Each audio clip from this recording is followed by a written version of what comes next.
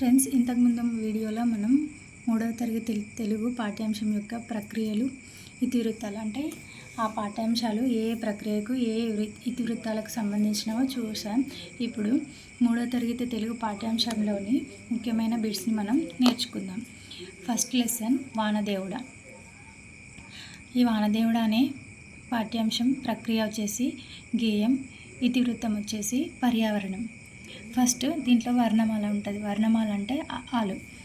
Next వాక్యం పదాలు అక్షరాలతో ఏర్పడతాయి. అక్షరాలు అంటే ఏంటియో మనం చూద్దాం. మనం పలికే ధ్వనులు అంటే సౌండ్స్, ధ్వనులకు ఏర్పరచుకున్న గుర్తులే అక్షరాలు అంటారు. అక్షరాలు అంటే మనం పలికే ధ్వనులకు ఏర్పరచుకున్న గుర్తులు ఉంటాయి కదా, వాటిని అక్షరాలు అంటారు. ఈ అక్షరాలన్నింటినీ కలిపి వర్ణమాల అంటారు. ఈ వర్ణమాలలో 3 రకాలు ఉంటాయి: అచ్చులు, హల్లులు, ఉభయాక్షరాలు. అచ్చులు అంటే ఆ నుంచి ఔ వరకు, హల్లులు అంటే కా నుంచి బండిరా వరకు, ఉభయాక్షరాలు అంటే 0, అరసున్న, విసర్గ. వీటిని ఉభయాక్షరాలు అంటారు. ఫస్ట్ది అచ్చులు, నెక్స్ట్ హల్లులు, నెక్స్ట్ ఉభయాక్షరాలు. వర్ణమాల 3 రకాలు. నెక్స్ట్ అచ్చుల్లో మళ్ళీ హ్రస్వాలు అంటే హ్రస్వాచ్చులు, నెక్స్ట్ దీర్ఘాలు అని ఉంటాయి. హ్రస్వాలేమో 6, దీర్ఘాలేమో 8. హ్రస్వాలు అంటే దీర్ఘం లేకుండా అంటే షార్ట్గా పలికేటివి. అవి అ, ఈ, ఉ, రు, ఏ, ఓ. దీర్ఘాలంటే దీర్ఘం తీసి పలికేవి. అవి ఆ, ఈ, ఉ, రు, ఏ, ఓ, ఔ, ఐ. హ్రస్వాలేమో 6, దీర్ఘాలేమో 8. టోటల్ 14. వర్ణమాలలో అచ్చులు, హల్లులు, ఉభయాక్షరాలను ఉంటాయి. ఈ వానదేవుడు అనే పాఠ్యాంశంలోని మొదటి పంక్తులు మనం చూద్దాం. అవి వానల్లు కురవాలే వానదేవుడా, వరిచేలు పండాలే వానదేవుడా అని ఉంటాయి. ఇది ఏ అలంకారానికి సంబంధించిందంటే అంత్యానుప్రాస అలంకారానికి సంబంధించింది. ఈ వానల్లు కురవాలే వానదేవుడా, వరిచేలు పండాలే వానదేవుడా అని ఇట్లా టోటల్ గేయాన్ని మనం చదువుకోవాలి. దీంట్లో క్వశ్చన్ ఎట్లా వస్తుందంటే 2 లైన్లు ఇచ్చి అవి ఏ పాఠ్యాంశానికి సంబంధించింది అని అడుగుతాడు. కాబట్టి టోటల్ గేయం మనం ఒకసారి చదువుకోవాలి. నెక్స్ట్ వానదేవుడ గేయంలోని ప్రాస పదాలు కురవాలే, నిండాలే, పండాలే ఇవి. నెక్స్ట్ అర్థాలు. బిరాన అంటే తొందరగా, పడావు భూములు అంటే బీడు భూములు, పరగణాలు అంటే భూమిలో కొంత భాగం, ఎన్నుట అంటే లెక్కించుట, వెతలు అంటే బాధలు. ఈ లెసన్లో లాస్ట్లో ఒక సూక్తి ఉంటుంది. అది పగలనక రేయనక శ్రమించి పసిడి పంటలు పండించే రైతన్నలు సుఖపడితేనే దేశం మొత్తం సుఖంగా ఉన్నట్లు. దీన్ని చెప్పింది సర్దార్ వల్లభాయ్ పటేల్.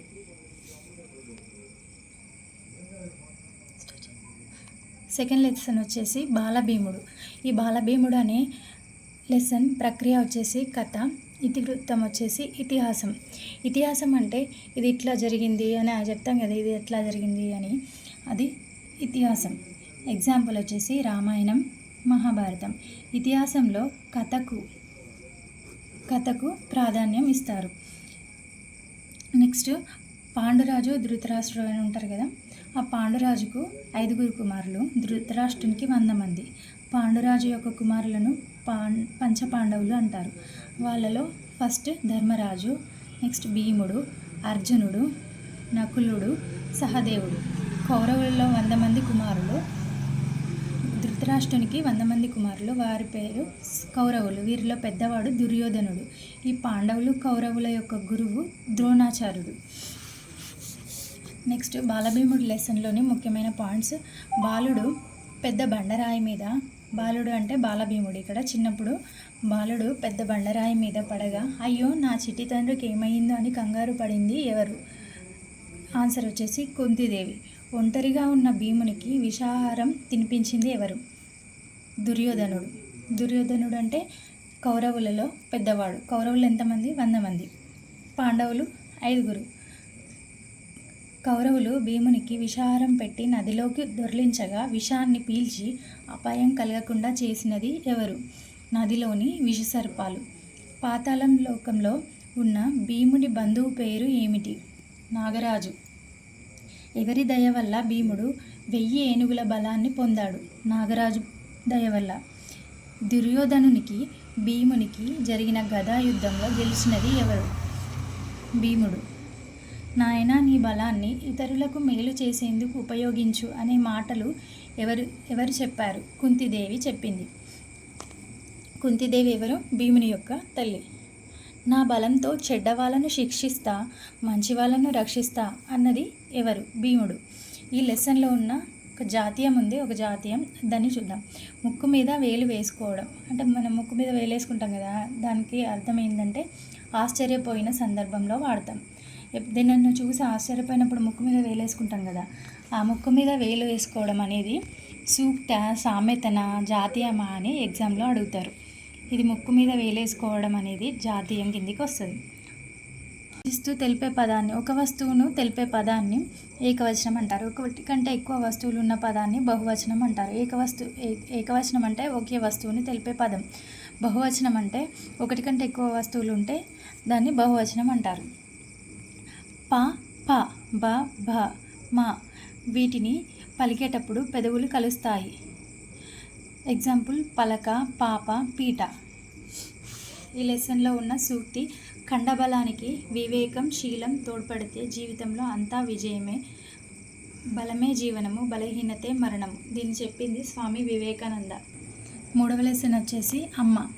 అమ్మ పాఠం ప్రక్రియ వచ్చేసి గేయం, ఇతివృత్తం వచ్చేసి సంస్కృతి విలువలు. రచయిత వేముగంటి నరసింహాచార్యులు. ఈ అమ్మ పాఠానికి మూలం బాలగేయాలు. గేయం అంటే పాడుకోవడానికి వీలుగా ఉండేది గేయం. ఈ అమ్మ పాఠంలోని పంక్తులు: అమ్మ మనకు దైవంరా, అమ్మ ప్రేమ మధురంరా, అండ్ తన రక్తము పోసి మనను కనిపెంచురా, ఎక్సెట్రా ఇలాంటి పంక్తులు ఉంటాయి. ఇట్లా ఏవైనా 2 లైన్లు ఇచ్చి ఇది ఏ పాఠ్యాంశానికి సంబంధించినది అని అడుగుతారు ఎగ్జామ్లో. నెక్స్ట్ క, గ, చ, జ, ట, ట, ప, డ, ద, ప వీటిని అల్ప ప్రాణాక్షరాలు అంటారు. ఖ, ఛ, ట, థ, ఫ, ఘ, జ, డ,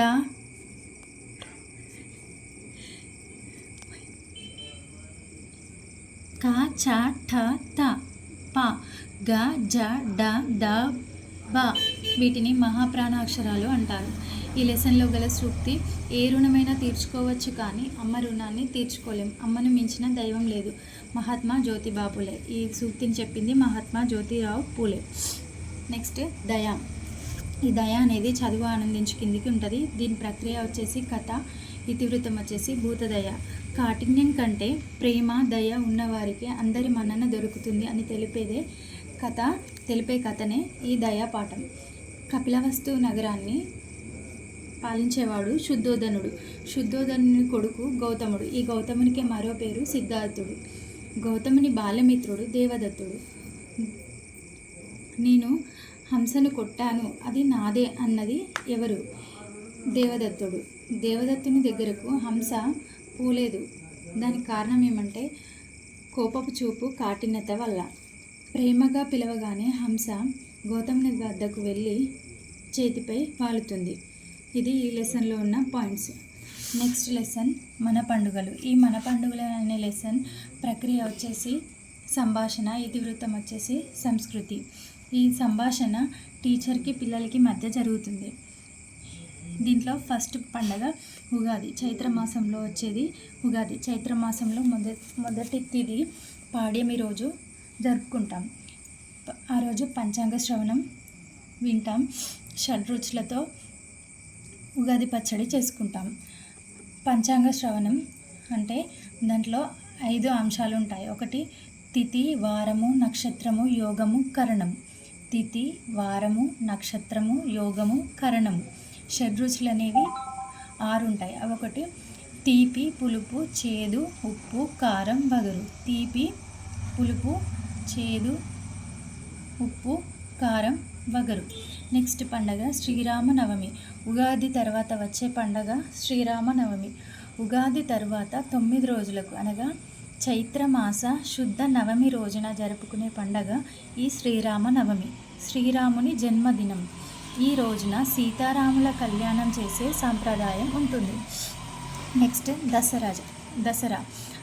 ఆశ్వయుజ మాస శుద్ధ దశమి రోజు ఈ దసరా పండుగ చేసుకుంటారు. రాముడు రావణుణ్ణి సంహరించిన రోజు ఇదే రోజు. మహాభారతంలో పాండవులు జమ్మి చెట్టు మీద ఆయుధాలు దాచి తీసింది ఈ రోజే. అందుకే ఈ రోజును విజయదశమి అని పిలుస్తారు. దసరా నాడు పాలపిట్టను చూస్తాం, జమ్మి చెట్టుకు పూజ కూడా చేస్తాం. నెక్స్ట్ పండుగ దీపావళి. దసరా తర్వాత 20 రోజులకు దీపావళిని జరుపుకుంటాం. ఆశ్వయుజ మాస బహుళ అమావాస్య రోజు ఈ దీపావళి పండుగను జరుపుకుంటాం. దీపావళి పండుగ ఏ రోజు జరుపుకుంటారు? ఆశ్వయుజ మాస బహుళ అమావాస్య రోజు. లోకాలను బట్టి పీడిస్తున్న నరకాసుర వధ జరిగిన సందర్భంగా పటాసులు కాలుస్తూ జరుపుకుంటారు. లక్ష్మీ పూజలు కూడా చేస్తారు. నెక్స్ట్ పండుగ వినాయక చవితి, వినాయకుడిని పుట్టినరోజు. ఈ వినాయక చవితి పండుగను భాద్రపద మాస శుక్లపక్ష చతుర్థి నాడు జరుపుకుంటారు. నెక్స్ట్ సూర్యుడు మకర రాశిలోకి ప్రవేశించే రోజు సంక్రాంతి. నెక్స్ట్ శివరాత్రి. శివరాత్రి అంటే శివలింగోద్భవం జరిగిన రోజు శివరాత్రి జరుపుకుంటారు. నెక్స్ట్ పండుగ రంజాన్. ఇస్లాం క్యాలెండర్లో ఒక నెల పేరే రంజాన్. రంజాన్ అంటే ఇస్లాం వాళ్ళ క్యాలెండర్ ఉంటుంది కదా, ఆ క్యాలెండర్లో ఒక నెల పేరు రంజాన్. ఈ నెలలో ముస్లింల యొక్క పవిత్ర గ్రంథమైన ఖురాన్ ఉంటుంది కదా, ఆ ఖురాన్ ఆవిర్భవించిన రోజే ఈ రంజాన్. ఈ నెల చివర ఈద్ ఉల్ ఫితర్ అంటే రంజాన్ పండుగ ఎంతో ఘనంగా జరుపుకుంటారు. త్యాగానికి ప్రతీకగా నిలిచే బక్రీద్, మొహరం పండుగలు కూడా పెద్ద ఎత్తున జరుపుకుంటారు. రంజాన్ పండుగనే కాకుండా త్యాగానికి ప్రతీకగా నిలిచే బక్రీద్, మొహరం పండుగలను కూడా ముస్లిమ్స్ జరుపుకుంటారు. నెక్స్ట్ పండుగ క్రైస్తవులు జరుపుకునేది క్రిస్మస్. ప్రతి సంవత్సరం డిసెంబర్ 25న జరుపుకుంటారు. ఆ రోజున క్రిస్మస్ చెట్టుని రంగురంగుల నక్షత్రాలతో, బల్బులతో అలంకరిస్తారు. యేసుక్రీస్తు జన్మించిన రోజు ఈ పండుగ జరుపుకుంటారు. యేసుక్రీస్తు జన్మించినప్పుడు ఆకాశంలో ఒక నక్షత్రం మెరిసింది. ఆ నక్షత్రాన్ని అనుసరించి వెళ్ళిన 3 జ్ఞానులకు బాలయేసు కనిపించాడట. అందుకే ఆ రోజున క్రైస్తవులు ఇంటిని నక్షత్రాలతో అలంకరిస్తారు. నెక్స్ట్ పండుగ బొడ్డెమ్మ పండుగ. బొడ్డెమ్మ పండుగ అనేది ఆడపిల్లలు జరుపుకునే పండుగ. ఆడపిల్లలు అండ్ కన్నెపిల్లలు, బాలికలు తమ పెళ్లి ఘనంగా మంచిగా జరగాలని ఎంతో సంబరంగా జరుపుకుంటారు. ఈ పండుగ భాద్రపద బహుళ అమావాస్యకు ముందే స్టార్ట్ అవుతుంది. 9 రోజులు ఆడి పాడి అమావాస్యకు ముందే బొడ్డెమ్మలను నిమజ్జనం చేస్తారు. పుట్టమన్నుతో గద్దెను చేస్తారు. గద్దెను చేసి దాంట్లో ముగ్గులు పెట్టి దానిలో వెంపలి చెట్టు ఉంటుంది కదా, వెంపలి చెట్టును పెడతారు. అక్కడే గౌరమ్మను కూడా పెట్టి పూలతో అలంకరించి ఆడుకుంటారు. 9 రోజులు ఆడుకుంటారు. ఇది బంజారాల యొక్క తీజ్ పండుగను పోలి ఉంటుంది. బంజారాలు జరుపుకునే తీజ్ పండుగ గురించి ఇప్పుడు చూద్దాం. నెక్స్ట్ తీజ్ పండుగ లంబాడీలు జరుపుకునే పండుగ. ఇది కన్నెపిల్లలు జరుపుకునే పండుగ. ఒక రకంగా బొడ్డెమ్మ పండుగ లాంటిదే ఈ తీజ్ పండుగ. తండాలోని ఆడపిల్లలు శీతలా భవాని అంటే లంబాడీ దేవతకి పూజ చేసిన తర్వాత ఈ పండుగ జరుపుకుంటారు. అడవిలో దొరికే దుసేరు తీగలతో, ఏ తీగలు? దుసేరు తీగలతో అల్లిన బుట్టలో తండా నాయకుని చేత పుట్టమన్ను పోయించి వాటిలో నానబెట్టిన గోధుమలు చల్లుతారు. ఏం చల్లుతారు? నానబెట్టిన గోధుమలు చల్లుతారు. 9వ రోజున ఆడపిల్లలు ఆ మొలకెత్తిన నారును అన్నదమ్ములకిచ్చి ఆశీర్వాదం తీసుకొని నృత్యాలు చేస్తూ వెళ్ళి ఆ బుట్టలను నిమజ్జనం చేస్తారు. నెక్స్ట్ పండుగ రథసప్తమి. ఇది మాఘమాసంలో అంటే ఫిబ్రవరి నెలలో వస్తుంది. ఈ లెసన్ ఎండింగ్లో గల సూక్తిని మనం చూద్దాం. జనం సంఘటితమయ్యే కార్యమే మంచి కార్యం. సామూహిక కార్యక్రమాల వల్లనే మనలో ఐక్యత ఏర్పడుతుంది. ఈ సూక్తి చెప్పింది డాక్టర్ బిఆర్ అంబేద్కర్. 5వ పాఠం వచ్చేసి కాకుల లెక్క. కాకుల లెక్క పాఠం యొక్క ప్రక్రియ వచ్చేసి కథ, ఇతివృత్తం, ఇతిహాసం. ఈ లెసన్లోని ముఖ్యమైన అంశాలను చూద్దాం.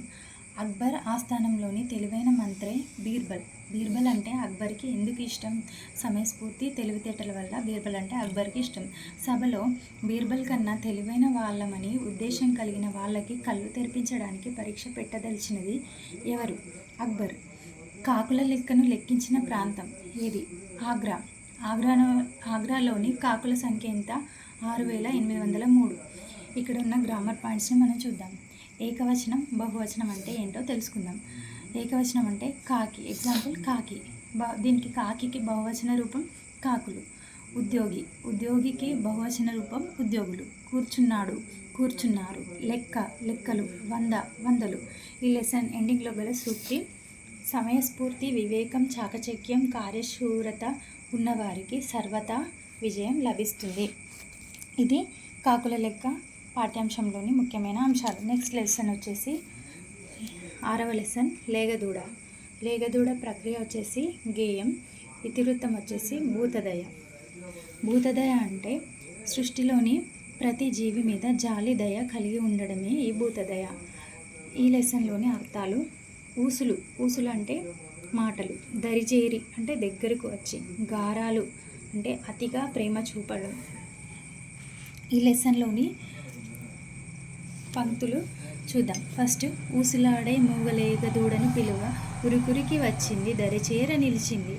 నెక్స్ట్: చిరునవ్వుతో నేను తల మీద దువ్వగానే నా చెయ్యి నాకింది, చెవులు నిక్కించింది. నెక్స్ట్: ముద్దులొలికే లేగదూడ మెడతో మెడ కలవంగా, మురిసింది తోకెత్తి, చెంగు చెంగు నెగిరింది. నెక్స్ట్: సరదాల సయ్యాట, సరిగమ పందె మాట, గారాలు పోయింది, గంతేసి ఆడింది. ఇక్కడ పోయింది, ఆడింది, ఇది ఏ అలంకారం కిందికి వస్తుంది అంటే అంత్యానుప్రాస అలంకారం కిందికి వస్తుంది. నెక్స్ట్: మీసాల తాతయ్య కర్ర చప్పుడు విని తుర్రుమని ఆలయగది కూడా పరుగు తీసింది. ఈ గేయం పంక్తులు ఎందుకు చదవాలంటే ఇక్కడ మధ్యలో ఏదైనా ఒక పంక్తు లైన్ తీసుకొని, అంటే ఎగ్జాంపుల్ ముద్దులొలికే లేగదూడ మెడతో మెడ కలువంగా, మురిసింది తోకెత్తి, చెంగున ఎగిరింది అని ఇట్లాంటి ఒక లైన్ ఇచ్చి అది ఏ లెసన్కి సంబంధించి అని అడుగుతారు.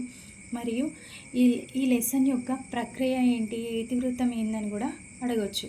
కాబట్టి ఈ లెసన్లోని లైన్స్ ఒకసారి చూసుకోవాలి. ఇది లేగదూడ లెసన్. నెక్స్ట్ లెసన్ వచ్చేసి నీటి అందాలు. 7వ లెసన్ నీటి అందాలు. ఈ లెసన్ యొక్క ప్రక్రియ వ్యాసం. ఇది ఒక మ్యాటర్ లాగా ఉంటుంది కాబట్టి ప్రక్రియ వ్యాసం అని గుర్తుపెట్టుకోవాలి. ఇతివృత్తం వచ్చేసి దర్శనీయ స్థలాలు. ఈ లెసన్లో ఉన్న స్థలాలను మనం చూస్తాం కాబట్టి, సందర్శిస్తాం కాబట్టి దర్శనీయ స్థలాలను గుర్తుపెట్టుకోవాలి. ప్రక్రియ వ్యాసం, ఇతివృత్తం దర్శనీయ స్థలాలు. తెలంగాణలోని నీటి ప్రాజెక్టులు, వాటి అందాలను తెలియజేస్తూ దర్శనీయ స్థలాలు ఇతివృత్తంగా గల పాఠమే ఈ నీటి అందాలు. ఈ పాఠం యొక్క ఉద్దేశం ఏంటంటే మన తెలంగాణలో ఉన్న నీటి ప్రాజెక్టులు, వాటి అందాలను తెలియజేయడమే ఈ దర్శనీయ స్థలాల యొక్క ఉద్దేశం. ఫస్ట్ వన్ వచ్చేసి దీంట్లో 3 ప్లేసెస్ గురించి ఉంటుంది. ఫస్ట్ వన్ వచ్చేసి లక్నవరం చెరువు. లక్నవరం చెరువు విశాలమైన స్థలంలో 2 గుట్టల మధ్య ఉన్న అందమైన చెరువు ఈ లక్నవరం చెరువు. ఇది ములుగు జిల్లాలోని గోవిందరావుపేట మండలంలో ఉంది. ఇది అడవి ప్రాంతంలో గుట్టల మధ్య ఉన్న అందమైన విహారయాత్ర స్థలం. మన రాష్ట్ర రాజధాని హైదరాబాద్కు 212 కిలోమీటర్ల దూరంలో, వరంగల్ పట్టణానికి 75 కిలోమీటర్ల దూరంలో ఉంటుంది. హైదరాబాద్ నుంచేమో 212 కిలోమీటర్ల దూరంలో, వరంగల్ నుంచేమో 75 కిలోమీటర్ల దూరంలో ఈ లక్నవరం చెరువు ఉంటుంది. ఈ చెరువును తవ్వించింది కాకతీయ రాజులు. ఎక్కువ వాన నీళ్లను నిల్వ ఉంచే చెరువుగా లక్నవరం చెరువు పేరు పొందింది. వాన నీళ్ళు ఎక్కువగా నిల్వ ఉంచే చెరువుగా ఈ లక్నవరం చెరువు పేరు పొందింది. ఈ చెరువు నీటి వల్ల 1000 ఎకరాల భూమి సాగులోకి వచ్చింది. ఈ చెరువులో 13 ద్వీపాలు ఉన్నాయి. రాష్ట్ర పర్యాటక అభివృద్ధి సంస్థ 3 ద్వీపాలను కలుపుతూ రోప్వే ఏర్పాటు చేసింది. దీనితో పాటు చెరువులో ప్రయాణించుటకు బోటింగ్ సౌకర్యం కూడా కల్పించింది. ఇది లక్నవరం చెరువు గురించి. Next one Kuntala. కుంటాల అనేది ఆదిలాబాద్ను తెలంగాణ కాశ్మీరంగా భావిస్తారు. తెలంగాణ కాశ్మీరంగా ఏ జిల్లాను పిలుస్తారంటే ఆదిలాబాద్ను పిలుస్తారు. ఈ జిల్లాలో సహజ సిద్ధమైన అడవులు, జలపాతాలు ఉండడం ప్రత్యేకత. రాష్ట్రంలోని అతి ఎత్తైన జలపాతం కుంటాల జలపాతం. ఈ జలపాతం ఆదిలాబాద్ జిల్లాలో ఉంది. ఉత్తర సహ్యాద్రి పర్వత శ్రేణుల్లో ఎత్తైన కొండల నడుమ కడెం నదిపై ఉన్నది. కుంటాల జలపాతం ఏ నదిపై ఉందని క్వశ్చన్ రావచ్చు. అది కడెం నదిపైన. ఏ జిల్లాలో ఉంది? ఆదిలాబాద్ జిల్లాలో. ఉత్తర సహ్యాద్రి పర్వత శ్రేణుల్లో ఎత్తైన కొండల నడుమ కడెం నదిపైన ఉన్నది కుంటాల జలపాతం. పూర్వం శకుంతల దృశ్యంతల కథలో శకుంతల ఇక్కడే నివాసం ఉన్నట్లు చెప్తారు. అందుకే మొదట్లో ఈ ప్రాంతాన్ని కుంతల అని పిలిచేవారు. ఈ జలపాతం పక్కనే లోతైన నీటి గుండాలు ఉన్నాయి. పక్కన ఒక గుహ కూడా ఉంది. ప్రవహిస్తున్న నీటిలో పురాతన శివలింగం కూడా ఉంది. ఇక్కడ శివరాత్రి రోజున గిరిజన ప్రజలు పండగ చేస్తారు. ఈ జలపాతం నిర్మల్ నుండి ఆదిలాబాద్ వెళ్ళే 44వ జాతీయ రహదారి మీద ఉన్న నేరేడుగొండ మండల కేంద్రానికి 12 కిలోమీటర్ల దూరంలో ఉంది. ఈ జలపాతం నిర్మల్ నుండి ఆదిలాబాద్ వెళ్ళే 44వ జాతీయ రహదారి మీద ఉన్న నేరేడిగొండ మండల కేంద్రానికి ఎన్ని కిలోమీటర్ల దూరంలో ఉందంటే 12 కిలోమీటర్ల దూరంలో ఉంది. దీని ఎత్తు, ఈ కుంటాల జలపాతం యొక్క ఎత్తు 145 అడుగులు లేదా 45 మీటర్లు. ఇది కుంటాల జలపాతం గురించి. Next one, Nagarjuna Sagar. ప్రపంచంలోనే అతి ఎత్తైన రాతి కట్టడం ఈ నాగార్జున సాగర్ భారతదేశంలో రెండవ అతిపెద్ద బహుళార్థ సాధక ప్రాజెక్ట్ నాగార్జున సాగర్. మొదటిదేమో ఇది టెక్స్ట్ బుక్లో లేదు కానీ ఎక్స్ట్రా. ఫస్ట్దేమో బాక్రానంగల్ ప్రాజెక్టు. ఇది ఎక్కడ ఉంటుంది అంటే ఏపీలో ఉంటుంది. ఈ నాగార్జున సాగర్ సాగునీటితో పాటు విద్యుత్ ఉత్పత్తికి కూడా ఉపయోగపడుతుంది. ఇక్కడ రోజు ఎన్ని మెగావాట్ల విద్యుత్ ఉత్పత్తి చేస్తారంటే 810 మెగావాట్ల విద్యుత్ ఉత్పత్తి చేస్తారు. ఇది నల్గొండ జిల్లాలో కృష్ణానది మీద దీన్ని నిర్మించారు. క్వశ్చన్ ఏమని అడగచ్చు అంటే నాగార్జున సాగర్ని ఏ నది పైన నిర్మించారు అని అడగచ్చు. జనరల్గా అందరూ గోదావరి నది అనుకుంటారు కానీ ఇక్కడ కృష్ణానది పైన నిర్మించారు. జిల్లాలో కృష్ణానది మీద దీన్ని నిర్మించారు. 1955లో మన భారతదేశ తొలి ప్రధాని జవహర్లాల్ నెహ్రూ గారు శంకుస్థాపన చేశారు. ఇక్కడ నుంచి 14 కిలోమీటర్లు లాంచ్లో ప్రయాణం చేస్తే నాగార్జునకొండ వస్తుంది. నాగార్జున సాగర్లో క్రీస్తు 1 నుంచి 3 శతాబ్దాల కాలం నాటి బౌద్ధ శిల్పాలు దొరికాయి. ఇక్ష్వాక రాజులు ఈ ప్రాంతాన్ని విజయపురి అనే పేరుతో పరిపాలించారు. నాగార్జున సాగర్ నుండి 10 కిలోమీటర్లు ప్రయాణిస్తే అనుపు అనే ప్రదేశం వస్తుంది. ఇక్కడ బౌద్ధ మతానికి చెందిన నాగార్జునుడు విశ్వవిద్యాలయాన్ని నిర్మించాడు. ఈ లెసన్ ఎండింగ్లో గల సూక్తి, నీరు ఎంత విలువైనదో బావి ఎండిపోయే వరకు తెలియదు. ప్రకృతి సహజ వనరు అయిన నీటి అందాలని కాపాడడం మన కర్తవ్యం. Thomas puller. ఇది నాగార్జున సాగర్ గురించి. ఇవండి 1 to 7 లెసన్స్. నెక్స్ట్ వీడియోలో చూద్దాం. Thank you.